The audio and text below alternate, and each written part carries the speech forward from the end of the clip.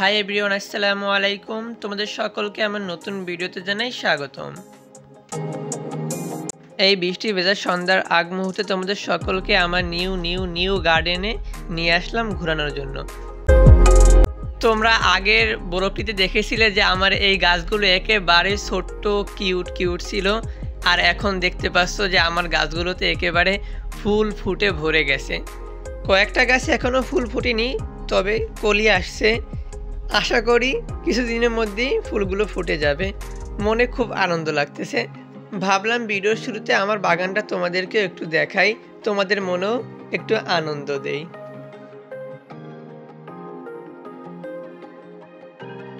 ফুল ভালোবাসে না এমন মানুষ পৃথিবী থেকে খুঁজে বের করা বিরল ব্যাপার। আমারই মতো তোমাদের মধ্যে কে কে এভাবে ফুল প্রেমী আছো, যারা ফুল খুব ভালোবাসো অবশ্যই কমেন্টে জানাবা। আর আমার বাগানটি তোমাদের কেমন লাগলো সেটাও অবশ্যই কমেন্টে জানাবে। বাগান দেখা শেষ হয়ে গেলে তো চলো ঘরে গিয়ে আজকের ভিডিওটা শুরু করি।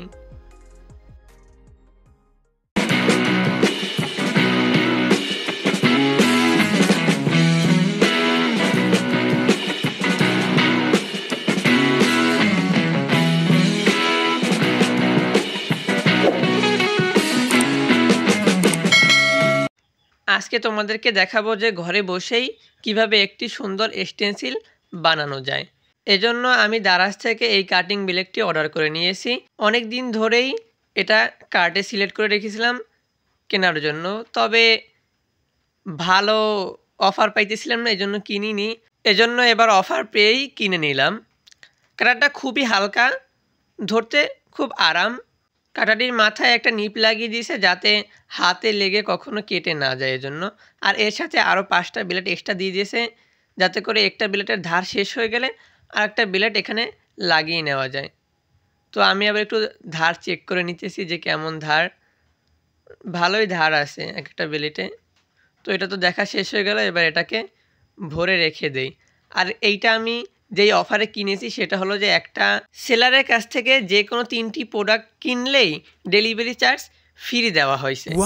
এজন্য আমি এটা দেখে তাড়াতাড়ি কিনে নিলাম, কারণ দারাজের সব থেকে ঝামেলার যে বিষয়টা সেটা হলো যে ডেলিভারি চার্জ। এখানে কেনাকাটা করতে গেলেই প্রতিটা প্রোডাক্টের জন্য আলাদা ডেলিভারি চার্জ দিতে হয়। এটা একেবারে ঝামেলার বিষয়, এই জন্য আমি ডেলিভারি চার্জ ফ্রি পেয়ে অর্ডার করে দিলাম।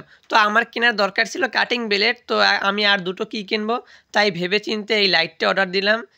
যে দেখলাম না লাইটটা ভালো আর যে কোনো কাজে এসে যাবে হয়তো, এই জন্য লাইটের টিপটাকে আমি টিপতেছি কিন্তু জ্বলতেছে না, কারণ এটা ব্যাটারি দিয়ে জ্বালাতে হয়। ব্যাটারিটা তারা দেয়নি, ব্যাটারি হয়তো নিজেদের কিনে লাগাতে হয়, তাই ব্যাটারি কিনে নিয়ে আসলাম লাইটটাকে জ্বালানোর জন্য। কারণ চেক করতে হবে যে লাইটটা জ্বলে কিনা। দারাজে অনেক সময় ঠক দিয়ে দেয়, নষ্ট মাল ধরিয়ে দেয় না। ভালো জ্বলতেছে, তার মানে ঠকই নাই, জিতছি। লাইটটা দেখতে ছোট হলেও এটা খুললে অনেক বড় হবে।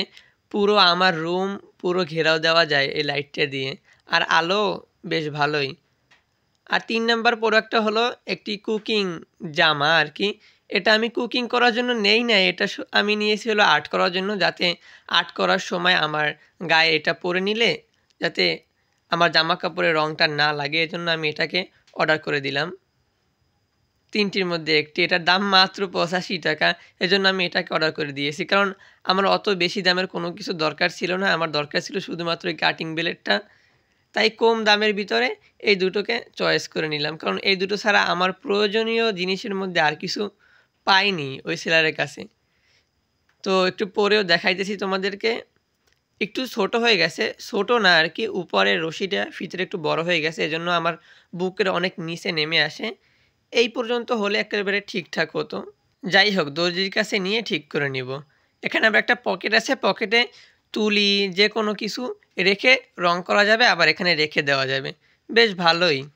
চলো এবার আমাদের মূল ভিডিওতে চলে যাই। আমি আগে থেকেই কিছু স্টেন্সিলের পিক সিলেক্ট করে রেখেছি। পিকগুলোকে প্রিন্ট করার জন্য এখন কম্পিউটারের ভিতরে দিয়ে দিব। আমার যেমন সাইজের স্টেন্সিল দরকার আমি তেমন সাইজ করে নিতেছি প্রিন্ট করার জন্য।